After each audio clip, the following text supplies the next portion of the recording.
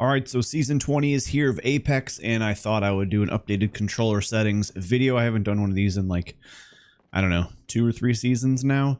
Timestamps on the bottom if you just want to jump right to the controller settings when it comes to like my sensitivity and everything. I'm just going to go over other stuff like super quick that I think is important. I'm not going to stretch this out too long.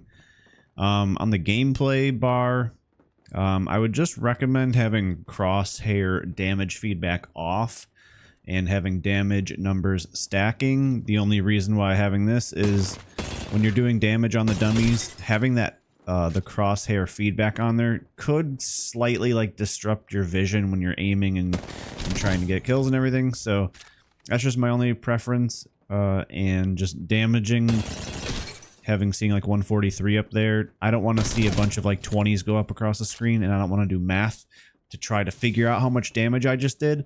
So that's why we run that. All this other stuff is pretty much like what you want, like as far as your personal preference. I would at least just have auto sprint on if you're playing on controller, which is probably why you clicked on the video. But definitely taking damage closes the death box. You want this off. I don't know why that's on. You definitely want that off. And then anything else really in these, I mean, reticle is all personal preference.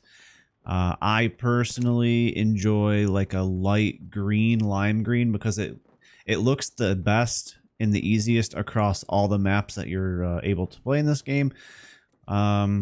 Like a tealish blue is pretty good. Purple's pretty good.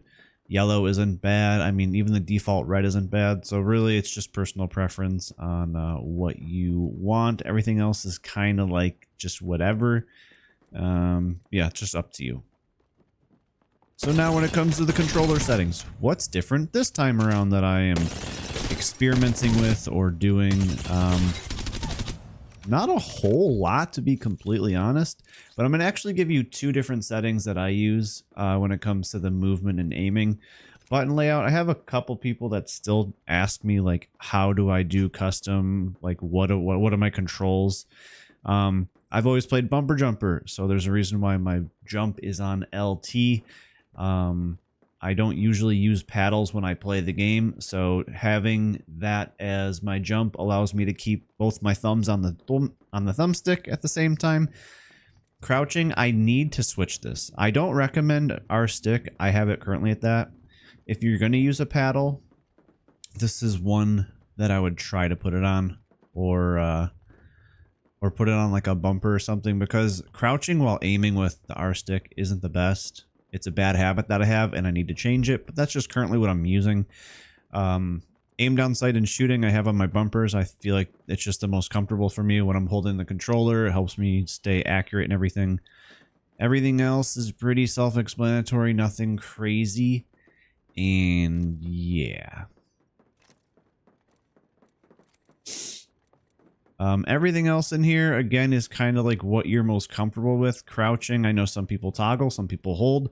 I probably will try to switch to hold at some point, because that'll help with sort of like crouch spamming, and it'll help save your energy on your thumb a little bit. Aiming, definitely have on hold. Trigger dead zones, I would recommend having none. Menu cursor speed is all personal preference. Some people like it up in the middle more, and that makes the menu quicker for shield swapping. But even at this sort of speed, when I get into a box, I know the direction I got to pull down to, so it's a pretty quick swap for me. Yeah, so the first setting I'm going to just say that I have been using the most recently is for 1 linear. You're going to be like, why are you playing on 1? That's way too slow. Give me a second and I will show you what I do. But we play on linear. Again, I think linear, like classic isn't bad. I wouldn't use any of the other ones.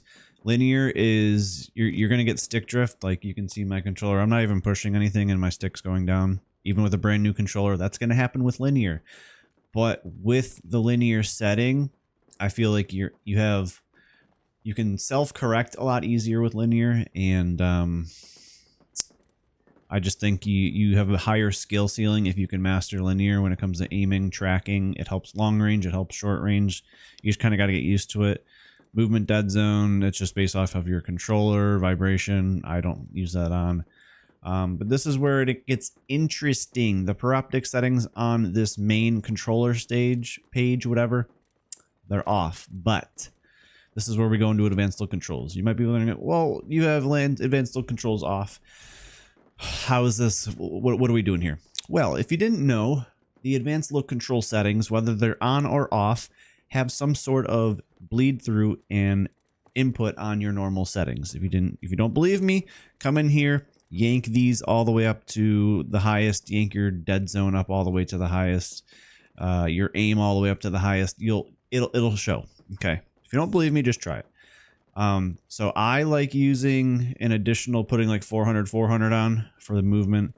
I keep the aiming at default here. My dead zone I keep at 0. Threshold I keep at 2. Response curve I keep at 0. 0 is an absolute linear response. If you leave this at the default 10, that's more of a classic response. You can play with this. These settings aren't like insanely drastic, but they still do have an effect. That's why I changed them. The Pyroptic settings on this menu, though, are the most important part if you're going to play on something like 4.1. So the 1 times I have at 3.4, the 2 times I have at 3.5, and so forth. I cap it out at 3.6 and just sort of leave it there. Once you get to 4 times, you lose out on aim assist anyway, so it's just like, I don't snipe in the game really, so I don't really bother with these settings too much. But the important thing is when you change these and after you're moving them around and everything, you need to make sure this menu stays on, back out, and then you can turn the advanced look controls off. Because if you leave these on, you're playing on advanced look controls. It's kind of weird. I don't know if they intended to do it this way, but that's just how it is. So again, just leave whatever you change in here on if you are using them. And then you can turn this off and there will be still that bleed through, which is why when I play on 1, my aiming is still relatively quick, or on the quicker end. And I've been using these settings now for like, I don't know, a month and a half, and I really do enjoy them. They might be like slightly on the quicker side when it comes to aiming. I don't really know, but I've been doing really well with them. If you want to try them out, go for it.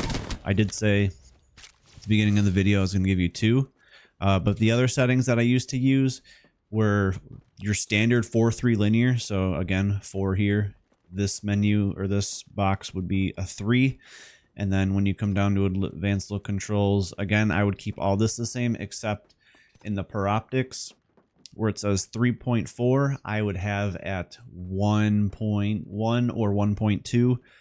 And then moving forward to 3, 4, 5, I would just increase them by 0.1. So it'd be like the 1 times would have been like 1.1 to 1.2. The 2 times would have been 1.3. The 3 times would have been 1.4. The 4 times would have been 1.5, and then whatever else for the rest. But those are the two settings that I've been using now for like the last 2 months, 3 months on Apex. Which is why I didn't really make another video, because I didn't feel like I needed to. And yeah, now the server's running too long. But hey, hopefully we're enjoying the new season as it is out at the time of this video. And hopefully any of these settings do help you. If they do, drop by the streams, let me know if you have any questions. And yeah, I guess we'll see you around.